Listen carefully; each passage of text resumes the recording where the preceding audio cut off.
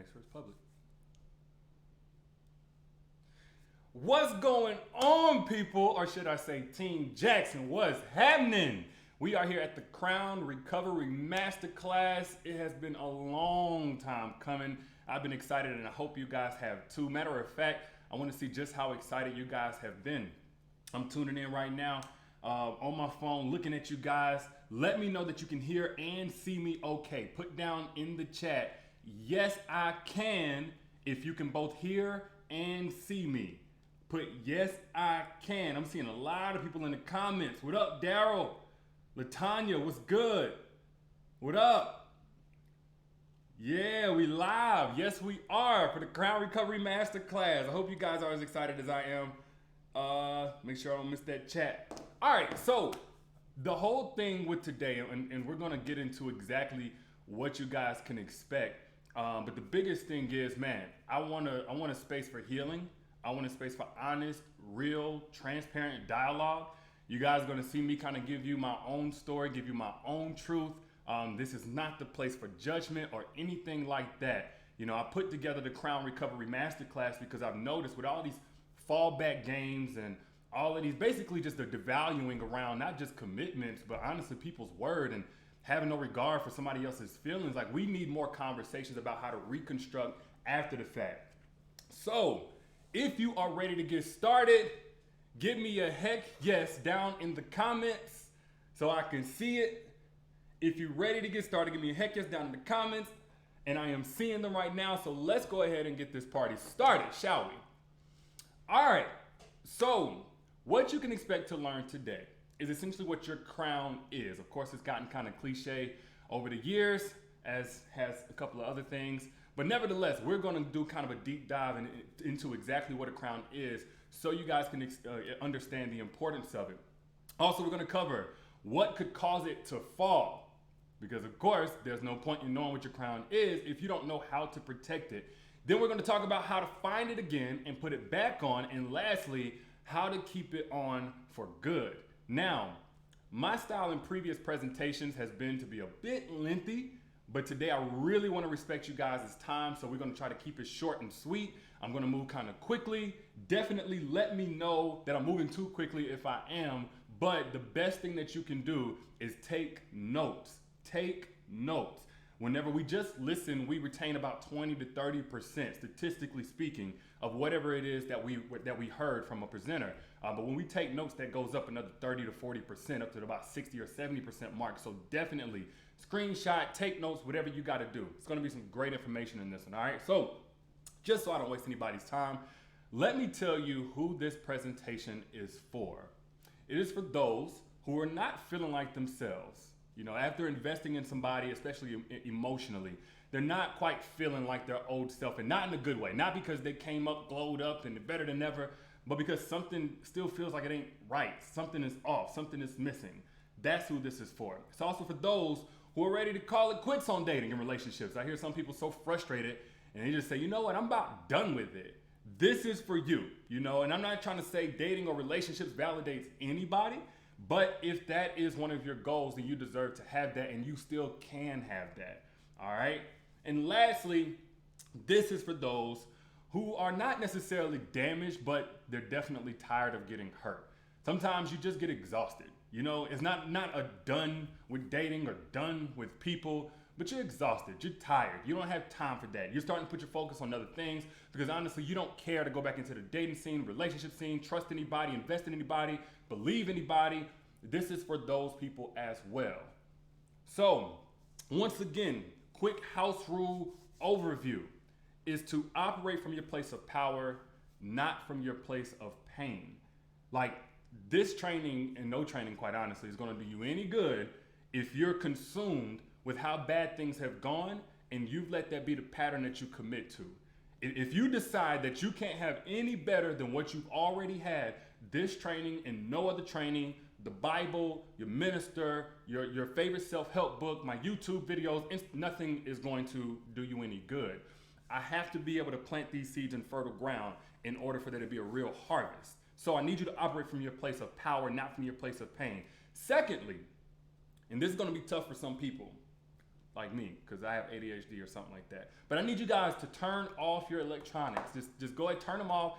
Airplane mode at best, so you can still, I don't know. Just turn it off. Like, if you can't spend 45 minutes focused on something that could change around your entire life, then I'm gonna be honest with you, I question how bad you really want it. Outside of making sure that you have an emergency line for kids or something like that, turn off the distractions, close out the tabs. You don't need social media. That timeline, the shade room is gonna be there whenever you get back to it, I promise. And lastly, once again, I can't stress this enough, be ready to take notes, all right? So, I need to do a pulse check. Are you guys ready for the Crown Recovery Masterclass? If you are, type yes down in the chat. If you are ready, type yes down in the chat. What's up, Martha? I see you. Okay, all right, I'm seeing them. Now, who am I? Which is what some of you may be asking. Hopefully not too many of y'all clicked on this random guy's Crown Recovery Masterclass. But in a nutshell, I am the self-love ambassador. Before the whole self-love term became popular and trendy and cliche, I was on that type of time because I realized that a lot of the work that we needed, not just in relationships, but in friendships to be successful in career, just to feel good about yourself, it started with self. It wasn't in any outside circumstance that we needed to tweak first. So I've been on this for the last about 7.5, 8 years. I'm also an 8-time author. Some of you may know some of my books. Don't Forget Your Crown is one of the more notable ones. My latest one is Things That She Wishes You Understood, and so forth. I also am a speaker, and I've spoken in front of tens of thousands at this point, man. Some of the biggest stages in the world, Essence, you name it, I've been there probably. Also an entrepreneur, a mentor, and that's something I've really gone hard in on this year. I don't know if it's because I'm turning 30 or what, but God placed it on my heart to really do my best in pouring into mentorship. And lastly, on a personal level, I am the youngest son of my mama's 5. I'm a father of 2 beautiful babies and a husband. And that is my mom right there in the picture with me. Funny enough, man, that picture is like 6 years old and I look 10 years older in that picture than I do right now, man. But the focus is my beautiful mother. I was raised by a single mom. And that's nothing new to most of you. You guys will hear me talk about how she inspires me in a lot of the work that I do because she absolutely set the foundation. But with that being said, I get a lot of questions of why I don't speak about my father, as I'm, doing all of this stuff and I'm helping groom men into better men. Why is it that I don't speak about my father? Well, quite honestly, we didn't have a relationship. He wasn't there most of my life. I think up till about 3.5 years old. After that, I didn't see him again until I was 25 years old. And that's me in the picture meeting him for the very first time in over 20 years. Now, I don't hate him. Just so, again, this is about contextualizing where this is coming from. I'm going somewhere with this, so stick with me. I don't hate him. I don't. I actually love this man. And meeting him and getting his side of the story, it made me love him even more. Even though I still don't admire him, I still don't look up to him. I'm actually thankful for the fact that my father was not there. Because in the state that he was whenever he gave birth, or not gave birth, but whenever I was a child, in the state that he was, in the mindset that he was in no shape to be a father. So I actually think it was divine placement that he wasn't in my life. But with that being said, how the absence of my father impacted me it wasn't like I got steered wrong, but there was a blank slate where I had to kind of figure it out myself. And some of you ladies out there who are raising a son, this is something that he may struggle with, if you don't get like a whole lot of male support, mentors, and that kind of thing around him, because you can do everything you can up until a certain point. I would say about age 13 to 14, those are the most formidable years for a young man, becoming a man, finding himself, growing in his self-esteem, getting his direction, understanding disciplines, understanding what healing he needs from a man's standpoint. So at that point, I didn't have much direction there. My mom, she was raising me and taught me the fundamentals of being a great young adult, but it was just society, the media, peer pressure, the norm that was taking it from there. And that's not to make excuses. As a matter of fact, I actually hate excuses. But fast forward to whenever I get to college, 19 years old, I meet a wonderful young lady. I want to be in a relationship with her because I'm naturally a lover.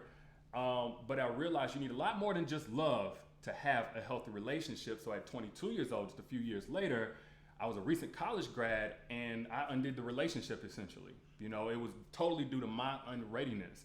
Unfortunately, meeting the right girl didn't inspire all the right qualities in me like I thought would happen. You know, songs and movies and everything else pretty much tell you that once you land on that awesome, amazing young lady, you're just going to turn into this guy who's mature enough for a relationship, who's disciplined enough for a relationship, who communicates well enough for a relationship, who's self-aware enough for a relationship, all of these different things. And that just was not the case. So after the fact, you know, in a lot of pain and regret and guilt and that kind of thing, like a lot of people, I tried running from my issues. I tried running from all the ways that I was problematic. And I realized something. You know, I was trying everything in terms of dealing with my problems, except for looking in the mirror. Like I was trying coping mechanisms. I was trying, you know, different girls. I was trying to look better, get more money, all of these different things. But I had not looked in the mirror and just admitted, like, not only are you the problem, but you have all the power to change this whole thing around. But ultimately, I had to be honest with myself. I was turning into my father. I was turning into another facilitator of this cycle that left me in a situation that I was in growing up and was about to create the situation again. I was bound to have some child and be there maybe unless the, you know, woman left or something like that. Long story short, I just made a commitment that I wasn't going to be that guy. You know, not only for myself, but also for my future children, for my mom. She sacrificed too much. And I didn't quite know the second part to this equation is that I would also help break the cycle for people in the culture once I started opening up about my own process, becoming a man, the things that I realized in hindsight 2020. And whenever I started doing that online, I was speaking more so to standards because I looked at myself like a king. Like, at least that's what I should be. That's my potential. And everybody posts these memes and stuff like that. But when I looked at myself as a king and I was like, I'm not living up to that. The problem is I'm not really wearing my crown, the crown being my standards. All right. So in a literal sense, of course, a crown is that thing you wear on your head, but it's a symbol of royalty. You know, it's the tone setter. It tells everybody who they're dealing with, what will and will not be allowed or tolerated, et cetera, et cetera. But as it pertains to self-love, it is the standards that you hold yourself and others to in order to have access to you. It's the value that you place on your presence. It's the things that you will and will not tolerate, like the way that you set those boundaries. It's the consistent mental and emotional state that you accept from yourself or that you aspire to, tangibly, of course. And lastly, it's the allocation of investment into yourself. So if you're somebody who's dealing with, you know, your crown not feeling like it's on your head like it's supposed to be, 9 times out of 10, it's one of those areas that you're kind of coming up short in. Again, great place to take notes as you do your own self-evaluation. But these are the things that will pretty much cause you to lose your crown or cause it to fall or slip, or however you want to figuratively term it. First off, a continued investment into others with no return on that investment.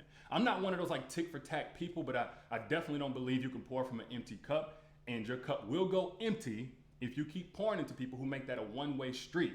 Now, from my personal standpoint, it was about me not being that cup that wasn't pouring back. But I know after hearing a lot of you guys in your situations, a lot of you are on the receiving end of this. So I made this specifically tailored to what I get mostly in my inbox these days from you ladies. The second way that you can lose it is putting relationship goals before your internal goals. Big one right here. Because again, we don't prioritize self-love nearly enough, and that's the whole foundation. You've never heard of a great championship winning basketball team that was made up of individual pieces that were out of shape, too short, you know, stubby, chubby, out of breath, had asthma. Never, right?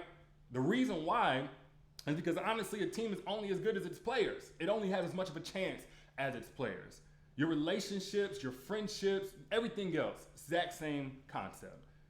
So another thing that would cause you to lose it is thinking that people have the same heart as you. Naturally, as we date, as we talk to people, as we form new friendships, who we are is the foundation, you know, as far as what we expect. And sometimes that can cause us to not do our due diligence in vetting that person for being right for where we're at in our life and what we deserve.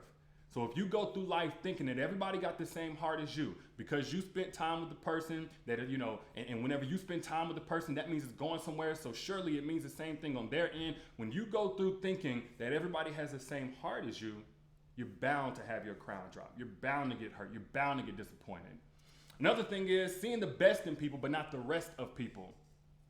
Notice kind of a play on words, but essentially, I've always heard people talk about how women like to look at the potential of a man and not the truth of him. Sometimes it's not the potential. Sometimes he actually has really dope ass qualities, but there's more to him. There's more to that picture. Yes, he has a great personality, but what about his character? Yes, you know, he's nice and he works hard, but what about the way that he prioritizes? You know, does he continue to prioritize people the same way in the beginning that he does throughout the course of the relationship?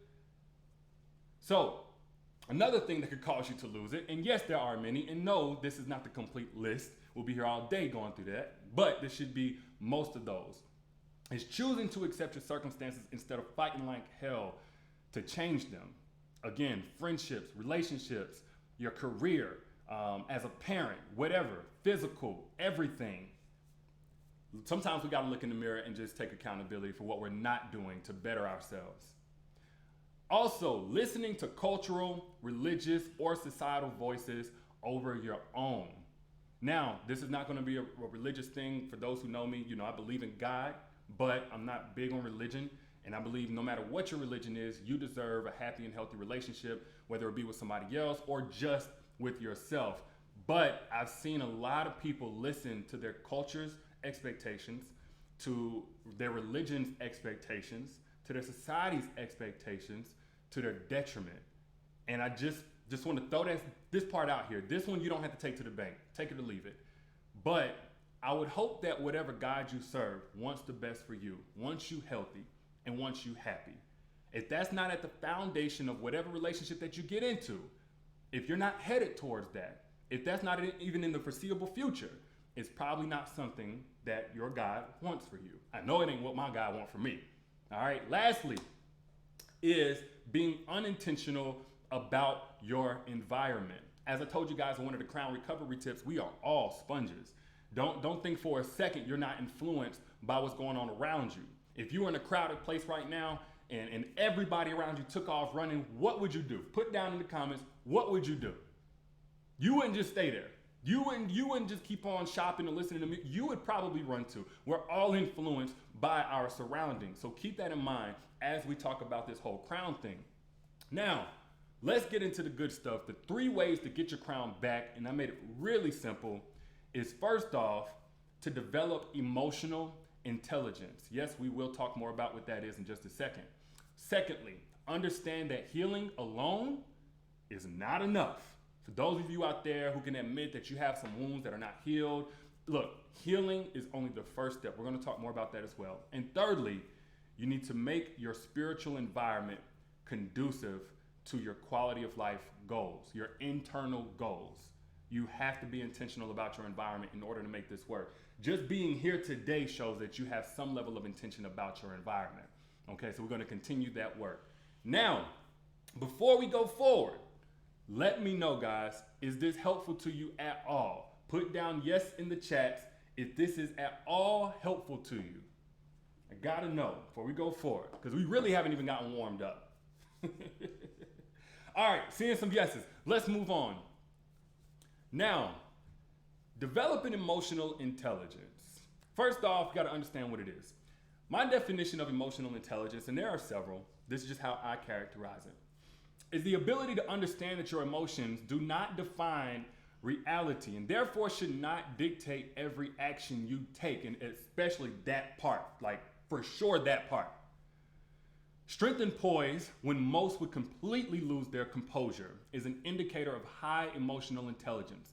Impulsive and irrational behavior, only explained by the emotions felt at that time, are indicators of little to no emotional intelligence. Now again, I talk about the action part being the most important because honestly, the more you act on it, the more that you enable whatever that level of emotional intelligence that you do or do not have. Like that, like almost like a muscle or a skill. Like the more that you do it, the stronger that it gets. Same thing goes for the other side of it. If you're practicing emotional unintelligence, if you're impulsive, if you pop off the moment that somebody makes you mad and somebody can't never try you, if you're on that type of time and you continue doing that, you're only more so reaffirming that level of emotional intelligence. But I'm gonna tell you why it's important. Because it keeps hurtful people and situations from being able to continue to hurt you. After you dealt with a toxic person in a toxic relationship, you'll notice a lot of times they still want some level of control over you. So they'll try to tap into your emotional ignorance, try to hit pain points to get you out of character, and that way they can control you. I've seen bitter baby mamas do it. I've seen narcissistic men do it. It happens all the time. Some of you can even attest that somebody has tried you once or twice. And guess what? We all get out of character sometimes, but that's why we're always a work in progress, all right? Also, it's important because it takes power away from those looking to control you. Pretty much the same point that I just made. Thirdly, it puts things in proper and clear perspective as opposed to induced panic emotions naturally bring. Like whenever anything happens, whenever somebody says something, a low blow, it's natural to get really pissed off, to get really, up in arms, to want to cry and all of that stuff. So if you naturally feel a certain emotion, it doesn't mean that you're a bad person. Again, the emotional intelligence side is immediately catching yourself and saying, you know what I'm feeling is not about to dictate my next step. What I know to be true is going to dictate my next step. Also, it's important because it increases the quality of your life by decreasing the wasteful investment into unnecessary things and people. I'll give you guys an example, and I actually like this young lady as far as what she represents. Cardi B. Cardi B shows very little to no emotional intelligence unless she's doing all of this on purpose, but I constantly see her in comment sections going back and forth with people, and I'm not here to pick on Cardi B. I'm giving you an example of what not to do, because when I was doing stuff like that, I had absolutely no peace, and I think I'm one of the clapback kings, black Twitter forefathers, the whole nine. But it wasted so much of my time and energy because typically you're trying to explain things to people who have already committed to misunderstanding you. So emotional intelligence, it keeps you from being involved in the circus with the clowns that try to get you in. Also, it reduces regret. Typically, whenever we don't practice emotional intelligence, we look back and wish we had never said anything. And lastly, it increases consistency and alignment with your goals. So let me give you guys an example. I would say quick example, but it's actually pretty doggone lengthy. So some of you may have actually seen me talk about this before, and this is how important this topic is. But I came across a post from a woman, and I'll just read it to you, okay? She wrote like a little short excerpt. Actually, it's not short at all. But I want to read the entire thing because it's that doggone good. It says, I came over to his house. Well, first it says, I ghosted my boyfriend of 5 years. Then it says, I came over to his house one morning to surprise him with breakfast and a video game he wanted, only to find him naked, asleep, and with his ex curled up in his arms. He didn't hear me come in, so I closed his bedroom door and left his breakfast and game on the kitchen counter along with my key to his house. I went to my car, deactivated my Facebook, and blocked him on all other forms of social media. I then called my phone provider to change my number before driving off.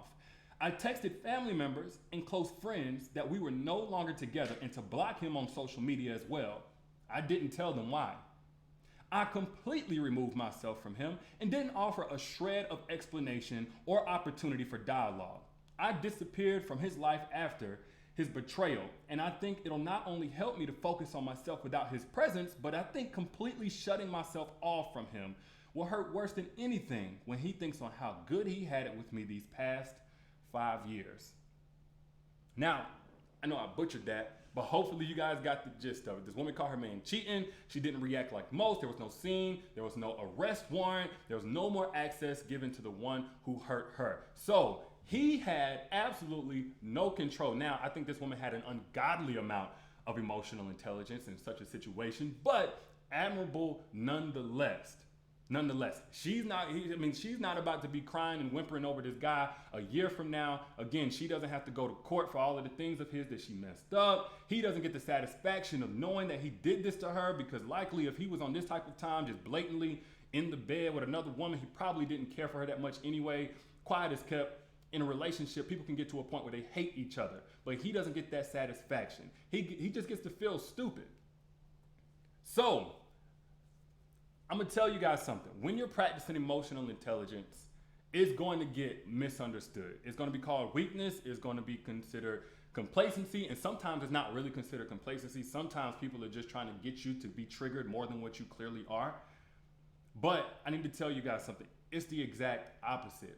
In fact, it gives you strength. Emotional intelligence is strength. It is the ability to say, you know what? I'm not going to do what you want me to do.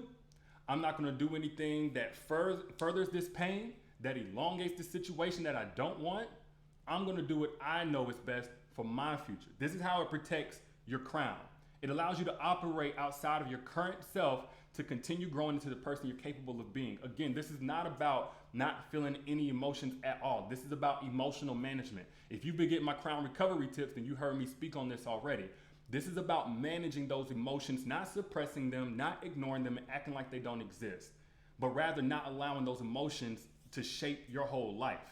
Typically, whenever you see people in really messed up situations, again, I keep using jail. I guess it says something about how I grew up. But when you see people in really messed up situations, 9 times out of 10, you can track back how they landed there to some emotion.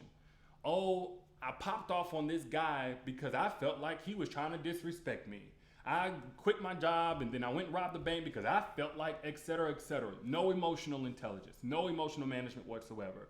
But when you see somebody who is living their best life, they're at peace, they have a great friend circle, they built a great company, they're in a healthy relationship, at some point they started acting outside of their emotions, and that is emotional intelligence.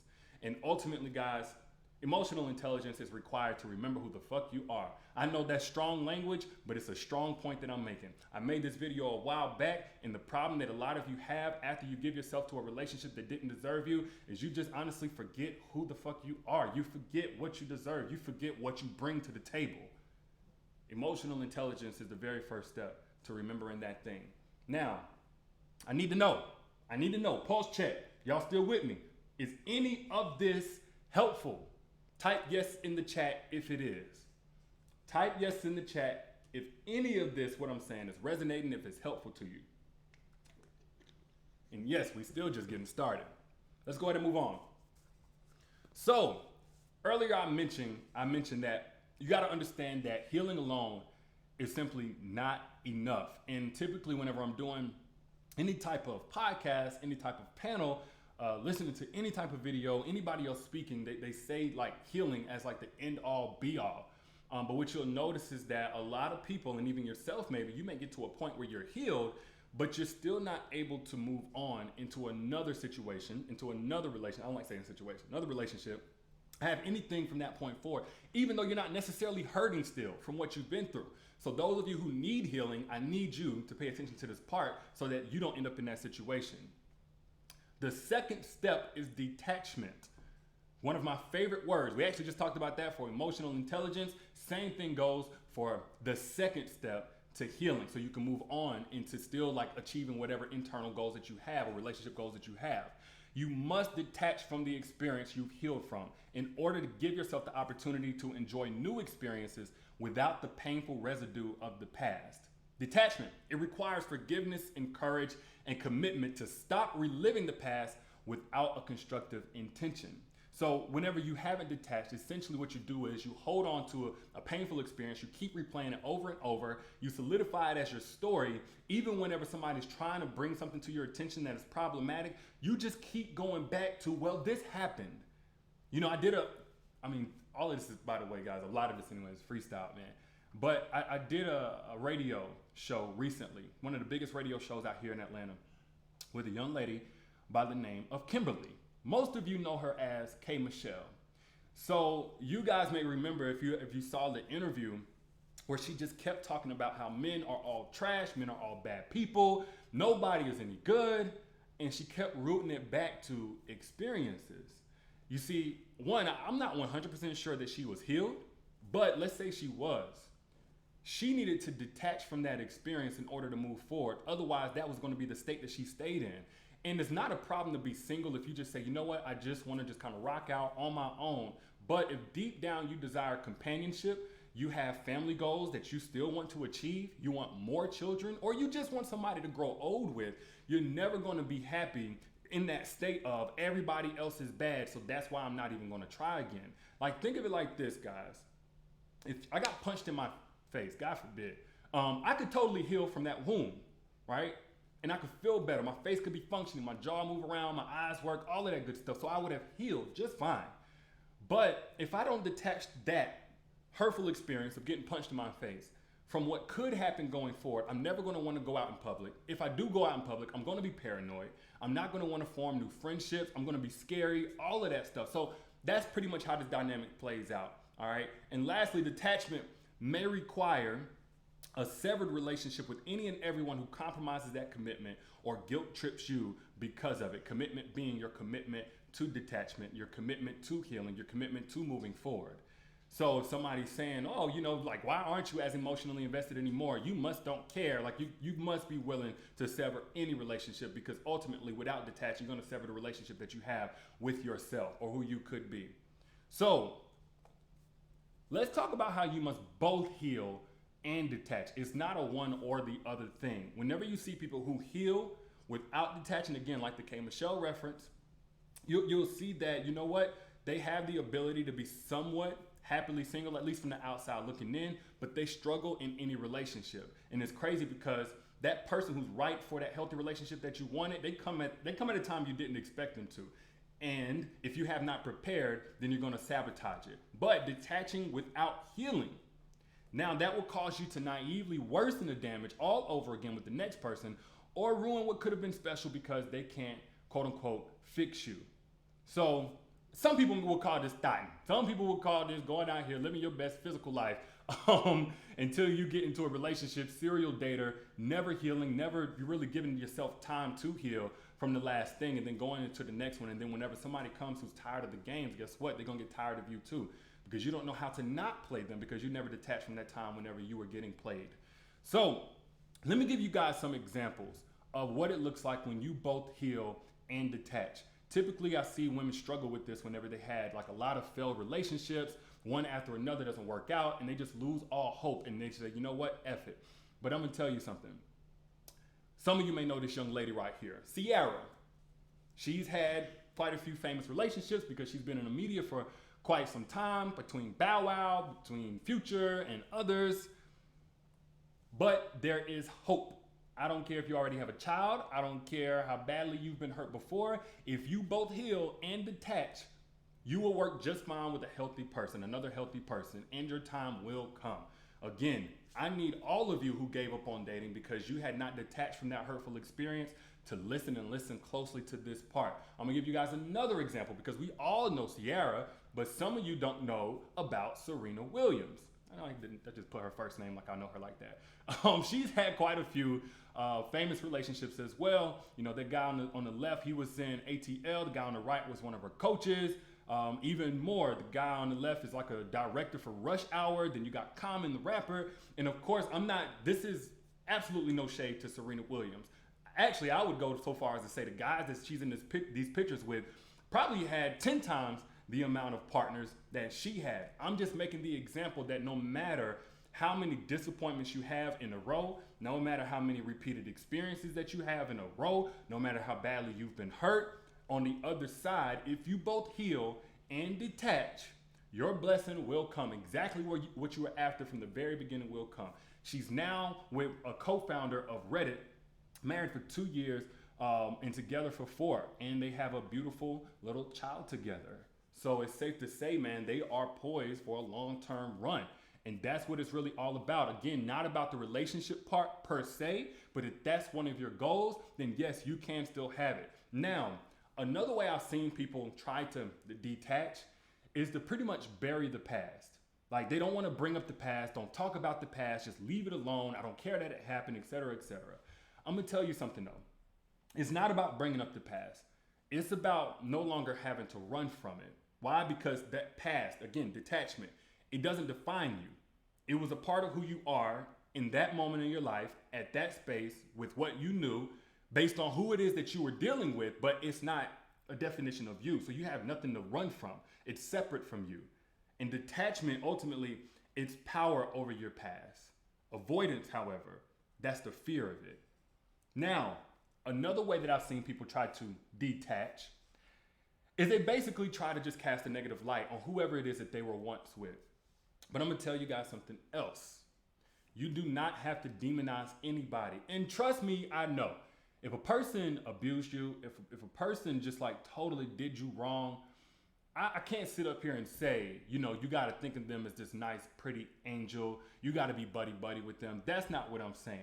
But some people do think they have to demonize their exes or anybody who hurt them in order to keep from being hurt again. It's like a faux pas guard, if you will. And here's the thing. You may keep from being hurt again, but you're going to be exhausted every single day with the memories that you're still going to war with, until you deal with the fact that that person may be in their own process. Now, again, this is not about absolving anybody of any responsibility for what they did wrong. But whenever you say, you know what, I'm going to have compassion on that person for what they may have been going through at that time. I did nothing to deserve that treatment. It ultimately releases you. This is how not only detachment, this is also kind of a lesson on forgiveness. It allows you to no longer make that a responsibility that they see karma for what they did to you.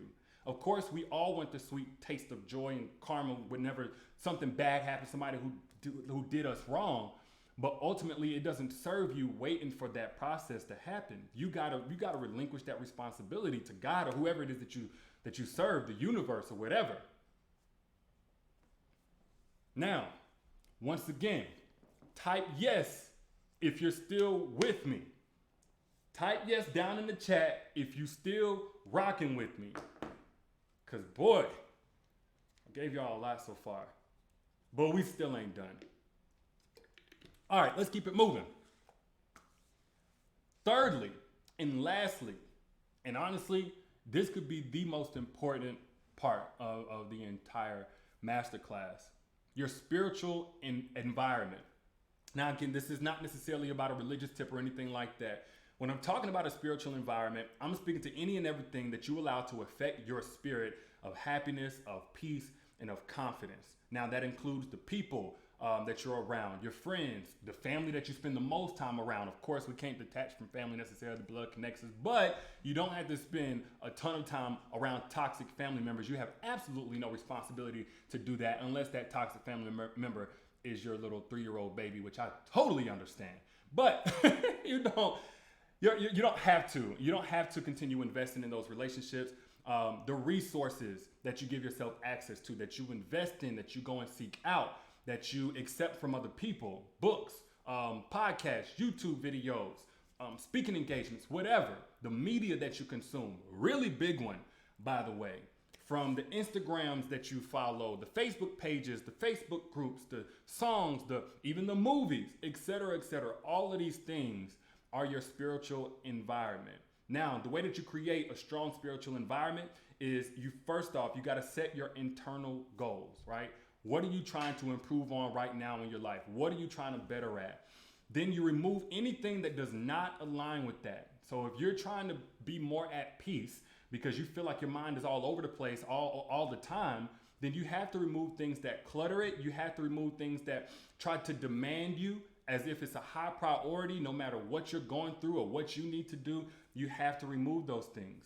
Also, intentionally adding what does align with your goal. What can strengthen you? What can propel you and facilitate you reaching that internal goal?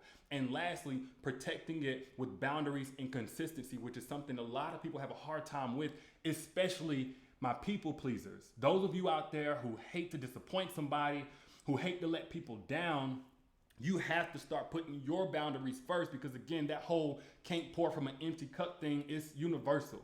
It translates all over the board. But let me give you one of my favorite examples of somebody who utilized a strong spiritual environment. Taraji P. Henson. She wrote a memoir called Around the Way Girl, in which an excerpt read, "The next thing that I knew, Mark's balled up fist was coming straight for my face. I fell onto the bed crying and holding my mouth. Blood seeped off my lips and across my teeth," the actress wrote.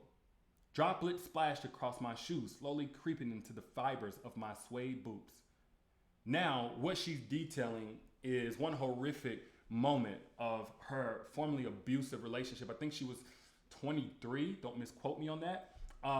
But this is somebody who essentially came from a really bad place, was in a really messed up, toxic, not just toxic, abusive relationship with a guy who's physically abusing her.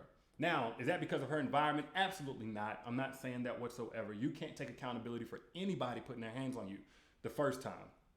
But that's not the point that I'm making. What I'm getting at here is years later, right? Of course, she's hurt just like everybody. She's had to go through healing. She's had to do whatever she needed to do, take time away. But she still has the goal of being in a relationship. So her environment played a huge part in that, because she's talking to her friend who's also her makeup artist. And she's quoted here, quoting her friend actually. And she says, she was like, you need to go out. You need to meet somebody. You're too fly. You're too amazing. I was like, I don't know. She's like, you're not going to meet him at home. You need to go out. Right there, you see Taraji still having that foundation of not feeling comfortable with going out again, with getting out there and dating and mingling. But she has a friend that's pouring into her, that's gassing her up, rightfully so, like a friend should. Like her environment was like, no, you deserve this. You can do this. Get this second part. The makeup artist arranged a party full of eligible bachelors for Henson to mingle with. But the star demanded to see photos first and became enamored with her now husband. So the friend, again, environment, not only spoke these words, was like, look, I got you. I'm going to look out. Like, those are the types of friends that we need. People that's going to help facilitate whatever goal that we have and going to give us encouragement, because you know the other side of that. You know the friend that say, well, don't nobody want you. I don't know why. Yeah, you might as well stay in here because ain't nobody no good, etc., etc. Let me give you guys another one. Nature. I don't know how to say her name really good. I've met her before and she's a lot shorter than I thought she would be. But anyway, she's stars on Power. She was a part of a singing group back in like the 90s. I want to say, was it SWV or Escape? It was one of those. Y'all help me out in the comments. Y'all know better than I do. But she broke up with her child's father 2 months after she gave birth. And she said that she was so embarrassed that she kept it a secret for 2 years. Now she's back dating again, working on the #1 show on television, enjoying her life without the fear of what others think. And why is that? Why is it that this woman in the limelight became a single mother 2 months after she gave birth to her child? Embarrassed to the point she didn't want to let anybody know about it, but was able to bounce back and is now excelling and exceeding her life, and now a light for others. What is she credited to? She said, it took a while to get here. I went to counseling and had a spiritual advisor. Resource. Maintaining my sanity was challenging some days, still struggling, right? But with my counselor's help and the support of my family, I made it. This is a quote from her interview with Essence magazine. Just another testament to your environment. Some people get in the environment of going to clubs every week. I've been there before. Some people get the environment of drug users, of people that's worse than them so they don't feel so bad. She surrounded herself with resources and supportive family. Now, again, let's talk real quick about what can ruin the spiritual environment. This is something I see a lot of people just not being intentional about, so I really want to drive this one home. Instant gratification and giving into temptation. Again, quick escapes instead of a long-term solution. Reverting to old habits, allowing negativity to have a say-so in your life. Me, honestly, even if people try to cloak it in, well, I'm just trying to tell you the truth. If I don't see no truth in it, I'm blocking it. If it brought me down, if it messed up my mood, and I learned absolutely nothing, I'm blocking it, and I'm blocking you as a person. Of course not y'all watching, but you get what I'm saying. Whenever you're intentional about your spiritual environment, you have to have the same MO. All right? The wrong priorities, low standards on attention allocation. Again, we talked about your environment being the media. When you're in the wrong, comment sections, when you're watching the wrong YouTube videos, hour after hour, everybody's allowed their entertainment, but you have to have portion control on these things. All right? Also, not having any mentors or any guidance, and of course, no support, which is something that's not the easiest to come by, but there is support out there. And we're going to talk about that in just a minute as well. But really quickly, I want everybody to make a Crown Recovery commitment. And yes, we're getting ready to close. But I want everybody to make a Crown Recovery commitment. So comment yes down in the chat below if you will hold yourself and others to a higher standard from this point forward. Comment yes down in the chat. All right? Also comment yes if you will not allow the mistakes of your past to dictate the potential of your future. We talked about detachment. We talked about boundaries. I need you to comment yes if you will make that commitment. Also comment yes if you will invest more effort, more time, and more attention to yourself daily. Just like whenever you're in a relationship with somebody else, it's not a one and done situation whenever they tell you that they love you. They got to show you, right? They got to show up. Well, who's gonna show up for you if you don't? I need you to comment yes. Also comment yes if you will shed the old skin of doubt, fear, and cynicism and put on a new skin of faith, courage, and optimism about your life. Just a simple yes. And lastly, comment yes if you will be more mindful about the people you surround yourself with. I know we already talked about this before, but I look, sometimes guys, it's not easy. It's actually very painful when you have to have somewhat of a social detox in order to go to that next level. But there's a saying that I come to believe and I've come to know is true. Everybody can go with you. And I'm not just talking about, we usually talk about that when it comes to finances, of course. You're gonna make $1 million, everybody can't go with you. But I'm talking about whenever you decide that you're gonna be more at peace with yourself, like that's gonna be the priority. Your health, your mental health is going to be the priority going forward. There are some people who simply cannot come with you. And that's gonna be a painful decision to make. But what's more painful? That or living with people who don't deserve you for the rest of your life? So, right now, I need everybody to type yes if you're down to keep that commitment. Or you can spice it up with a little yes.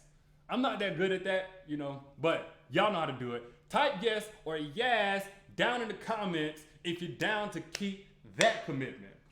I gotta see it. Let me know I ain't up here just wasting my breath, man. Let me know I'm talking to somebody right now. I see you. All right. Okay, I see you. Cool. Now, we talked a lot about environment. We talked a lot about boundaries. We talked a lot about resources and how all of these things play into keeping each and every one of those commitments.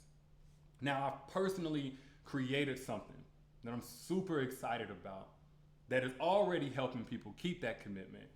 And I want to show you guys, but first, I just want to know if I have your permission to show you. The Crown Recovery Masterclass is pretty much over. We are going to do some questions at the end. But I want to know if I have about 5 minutes of your time to show you. Do I have your permission? If so, type yes you do down in the comments. If I can show you what I've personally created that is not on social media, that is not on Amazon, any of that stuff, to help you keep that commitment. Type yes you do down in the comments. Okay, got 1, 2. All right. Now, some of you may know about this because it actually started back in January. Some of you may be hearing about this for the very first time. But what I'm referring to is my self-crowned VIP, which is an exclusive mentorship community led by me. This year, a lot of you have already commented about how little I'm on social media these days, how I'm not posting as many videos, I'm not doing nearly as many live chats. Is because I'm spending my time here with my self-crowned VIP, my exclusive mentorship community. Now, what is self-crowned VIP? It is the largest community and pool of resources for those who prioritize their self-care. There is no other platform, and fight me on this, that has as much as what I give and what I've poured into this community. Because first we have the Self-Crowned Journal. You have private access to live mentorship chats with me, like a Q&A every single week. I give that nowhere else. Daily affirmations, exclusive VIP videos, not uploaded anywhere else. Self-Crowned courses, the list goes on. Let's just go through a few of these.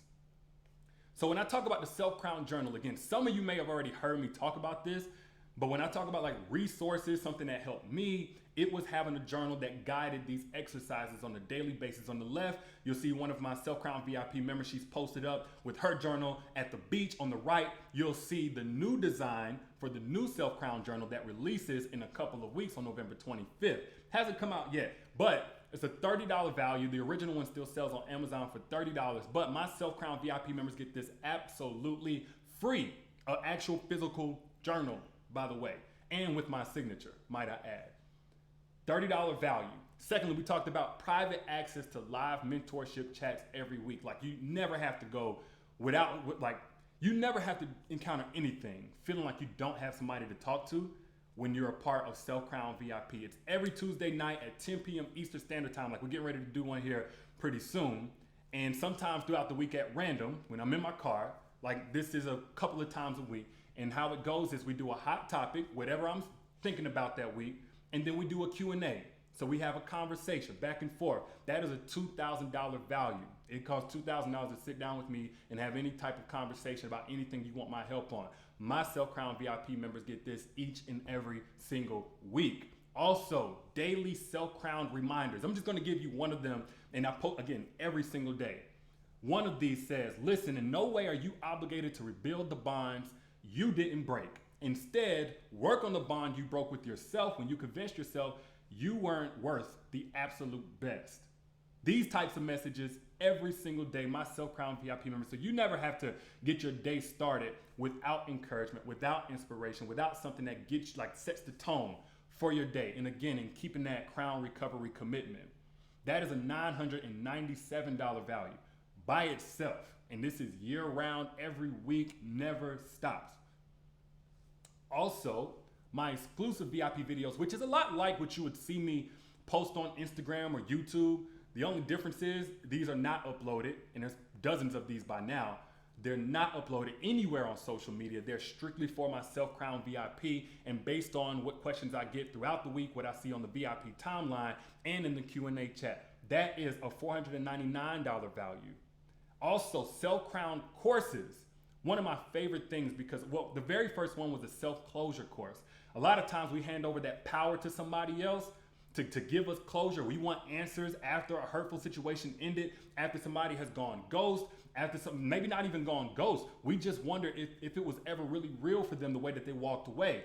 I put together a self-closure course. I put together a Purposely Single Without Being Intimidated course, and there are more courses to come. A $1,500 value so far, included with being Self-Crowned VIP, one of my personal mentees.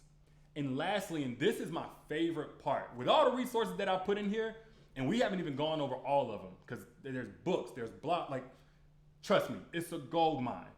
The best part of Self-Crowned VIP is the incredibly supportive community. I mean, we are tight-knit. You'll even see on the right, a young lady says, hey, she's loving the community. She's brand new into the community about a week ago, and she hopes that it doesn't lose its closeness. Like, that's like, we are really like a family in there. On the left side, you'll see I'm a part of the Self-Crown VIP community too. So whenever I see comments on occasion, I'll get in there and I'll respond. And I don't do this on Instagram, on Facebook. You don't get this anywhere else. But this young lady right here, she's actually going through a divorce. She was with her husband for a total of 9 years, and she was experiencing that emotional roller coaster. So what I told her was, first off, of course, welcome. And that what she was dealing with was something, it was basically a destabilization of extracting something very important, very familiar from her life. And I gave, you see the full context. We're not going to read the entire thing. But this is the type of access I give to my mentees because it's something I'm really passionate about. All right. So right now we have a platform that's, I say, it says $5,000 and some change. Look, it's well over $5,000. And I don't know how worth it is to you guys to make sure you have the support and the resources and the community that you need in order to keep your commitments to your internal goals. But the actual price is only $97 a month. No contract whatsoever. So people who come in and they say, you know what, that just helped me get through a season, but I'm good now. They get to stop at any point in time and they get to keep it moving. But, however, for those who are on this Crown Recovery Masterclass, because I want to reward everybody who showed up to this thing, has been participating, I'm going to make it only for the next 100 people to go to selfcrowned.com. Moderators, you can go ahead and place this down in the chat. For the next 100 people to join, I'm going to make it just over $1.20 a day. Just over $1.20 a day. I don't know how many of y'all drink coffee to get through your day, but this is $1.20 a day that could help you change your life. $37 a month, still no contract, and a 30-day money-back guarantee at selfcrowned.com. Again, I want to reward the fast action takers. I find that people who take action fast, they tend to have more positive results. And true to what I've told my Self-Crowned community already, I am going to keep the group nice and tight-knit. So please don't join if you're not serious about your healing journey. Please don't join if you're not serious about tapping into these resources, be it the courses, be it the live chats every single week with me personally. Like, I actually come live, not just on a phone call, not one of my understudies, but me, Derek Jackson, every single week. If you're not really trying to level up in your life, self-care isn't a high priority. This is just not for you. There's no hard feelings. But if this is something that is of interest to you, because you are right now in a place in your life where you're trying to heal, and not necessarily heal because some people aren't dealing with that, but you want more access to resources and support because you know you deserve that, your self-care deserves this investment of $37. It's like $1 and some change. And that's going to end once we reach the 100-person capacity. Now, just to kind of give you some insight based on what some of my Self-Crowned VIP members have already said. This one young lady, she says, Derek's daily post, his live Q&A, the convos with the other members, etc., have been the icing on the cake to her self-love journey. Speaks so real. I try to. And she would recommend this to pretty much everybody, but anybody age 17 to 70. So if you have a daughter, if you have a niece, if you have a little sister, if you have anything, maybe some of you are a little bit younger and you have an auntie or a mom or a big sister or a big cousin, this is great for both of you, all right? And one more person, she put self-love as a chore. Now, that's not necessarily the terminology I would use, but it is work, so cool. She said if you need some healing, then this app is for you because it is a private app. This isn't just a website. These are notifications that come into your life and will change your life. There's so much content that Derek provides, but the live chats, the courses, and the daily messages are her favorites. Again, I know, incredible. You're not getting this much value for your self-care journey. And my whole thinking is this: not everybody is going to be able to get in because, again, I'm keeping this small. It's automatically going to stop at 100 registrations. So registration ends probably in the next day. But I want to make it to where anybody can afford it. I'm not here to break the bank or anything like that. But if you feel like you are worth that investment of just over $1 a day, go to selfcrowned.com. That is self, SELFCROWNED. I don't know what the hell letter do is. Selfcrowned.com. Moderators post a link in the chat if you don't mind. I see some people are already signing up. And yeah, you can be one of the next 100 people that get my mentorship on a weekly, monthly basis. Registration does close soon, so be quick if you're thinking about it. All right, and that wraps us up. Put it back on me. Let me go to the chat. Let me know when it's back on me because I cannot see. Did you guys enjoy the Crown Recovery Masterclass? Let me know down in the chat if you have enjoyed the Crown Recovery Masterclass. We're about to get into a few minutes of Q&A. Look like we wrapped up right at 57 minutes, so I did good on time this time. Let me know, Charles. I can't see it. I'm back. Back to me? Mm-hmm. All right, cool. My phone totally went out on the chat. Thanks a lot, phone. Good looking out. Let me know, guys. Let me see. Go here. Because now we're about to get into it. And post your questions if you have questions. If you guys have any questions, I want to know them right now. Probably got about 5 or 10 minutes. I'm seeing a lot of yes, I did enjoy it. Dope. Enjoyed this Crown Recovery Masterclass. Cree, see myself, hey, Self-Crown members, if you already up in here, hashtag Self-Crown VIP. If you already were a Self-Crown VIP member, I want you to hashtag Self-Crown VIP right now. Let me see you. I see Cree up in here. Couple of y'all, man. What's up? All right. Okay, let's get it. Let's get it. All right, so now we're going to get into the Q&A. Again, I'm going to make about, I'll say 10 minutes. We'll do 10 minutes of Q&A. to see if we can kind of help you guys. Anybody that kind of had a misunderstanding about some of the information, anybody that, maybe something I didn't cover, or maybe you want some kind of specific direction. I'm only gonna do like 10 minutes, but of course, again, if you are joining Self-Crowned, again, selfcrowned.com is the website. If you're joining Self-Crowned, you can just come to the live chat and we're gonna spend an hour on this. Or you can post in the VIP timeline and you can not only get my input, but other people that are in Self-Crowned's input. For those who are joining Self-Crowned, you don't have to, try to scramble. There's quite a few people here.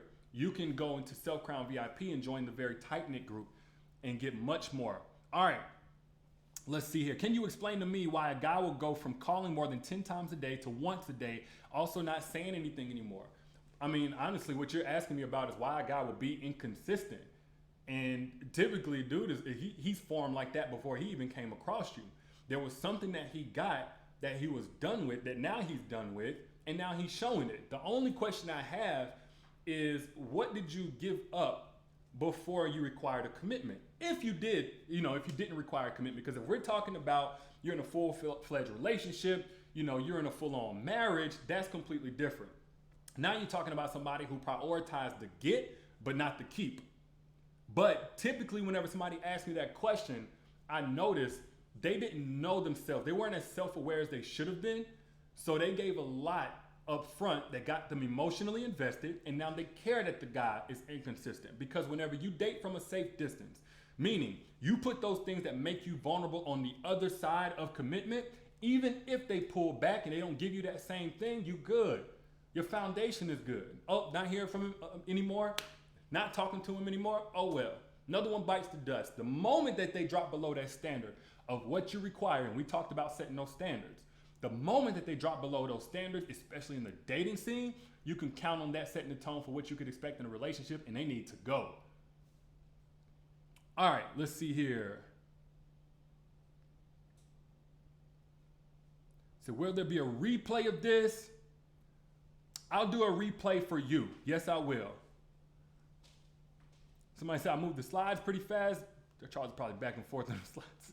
It's all good. I will do a replay. I will post this as a replay. So if you missed something, I will have it for a replay for a very short amount of time. Because again, I wanted people to come in and like really get the information. All right, Sandra says, how do you let go of a man who really needs help with various addictions and in a toxic situation to try to help avoid suicide? Now, Sandra, whenever you're talking about suicide, first off, I need everybody to understand, probably should have gave this disclaimer. I'm not a mental health professional. I'm not a psychologist, a psychiatrist. I'm not a therapist. I don't claim to be. If you or somebody you know needs help with their mental health, please go see a mental health professional. I simply am a man who takes my personal experiences, my personal observations, and the fact that I've helped thousands of people already, and I try to help as many more as possible. So if we're talking suicide, depression, anxiety, anything like that, that's something I want you to take to a mental health professional. Now, I'll give you personally what I've seen be helpful for other people. Take it or leave it. When it comes to you as a woman helping somebody with something that's so much bigger than you, especially when it comes to suicide and all that, the only thing you can do is be that place of peace, be that place of edification, but you cannot take on the responsibility of their healing. And of course you want to because you love this man. Otherwise you wouldn't be in here asking this question. I get it.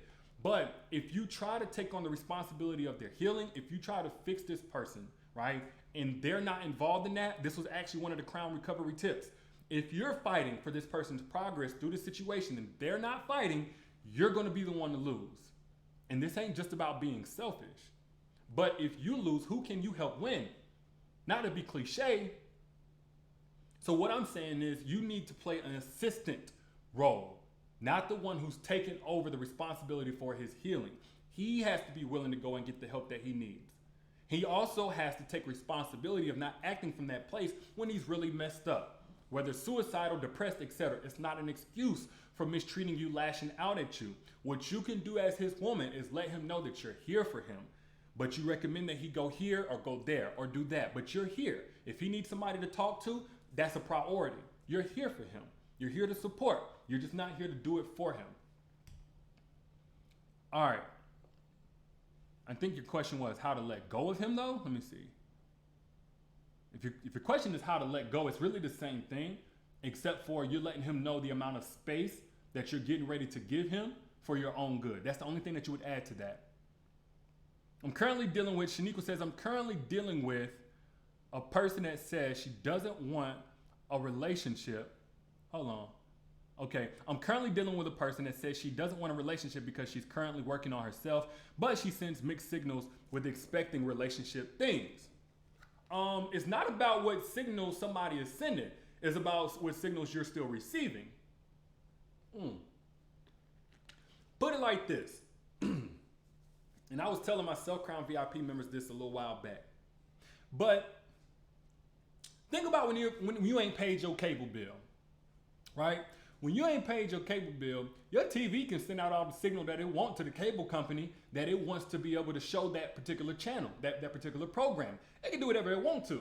But because you ain't paid your bill, guess what? Cable company ain't getting no signal. It don't give a damn what your TV want. It don't care how many times you flip that channel. It's not about to give you no programming. Why? Because you ain't paid your bill. When somebody is sending mixed signals, they ain't paid their bill. You got to be the cable company. They can't have this programming then. So ain't no mixed signal doing different, ain't none of that. Why? They ain't paid their bill, cable cut off. Your cable need to get cut off. Their cable need to get cut off. You need to cut off your cable, however you want to put it. Okay? All right. We're going to do one more. Daryl, because I saw you here from the very beginning. Daryl says, reconciling a relationship that started in a bad place for both people. Yes, selfcrowned.com. I saw somebody ask that. Selfcrowned.com is how you get me way more often than what you're going to get me on social media and after this is done on a weekly basis. Daryl says, reconciling a relationship that started in a bad place for both people, hurting each other based in past hurt, but are really wanting to give each other a healthy chance for a relationship and future. All right, Daryl, so it looks like you have a situation where both people are willing to fight, both people see each other worth fighting for, and you're just trying to figure out how to do that despite what's going on in the past, right? Now, what you're gonna have to do is basically build a new relationship. The relationship that you had is no more. Now there has to be new rules. There has to be new boundaries. There has to be new ways of communicating. There has to be new ways of handling those emotions that still may be lingering on from what happened in the past. So that looks like the hard conversation of, say you cheated. Like, yes, I cheated on you. With that, that's a bed that I made I have to lay in. So you are more than welcome to bring it to the forefront. You are more than welcome to propose that we go to counseling. You are more than welcome to ask me questions about this or to tell me how I need to shape my behavior to better care for these insecurities in you that I've created. That hard conversation of welcoming whatever it takes in order to process this painful experience, but in a constructive way. That's one way. That's a whole new relationship. Now, as opposed to before where you said, hey, if you've been through this with X, Y, Z, you should have dealt with that. Don't talk to me about it. If you did this thing or that person did that thing, that's the position to take. All across the board. I don't know what the problem was, been through so much, et cetera, et cetera. But you have to build a brand new relationship with brand new membrane, what you're going to let in the relationship, what you're going to do with that information once it comes into the relationship. What are you guys going to do about insecurities? What are you guys going to do about hurt feelings, misunderstandings? Now you got a brand new relationship and that's how you need to operate. All right?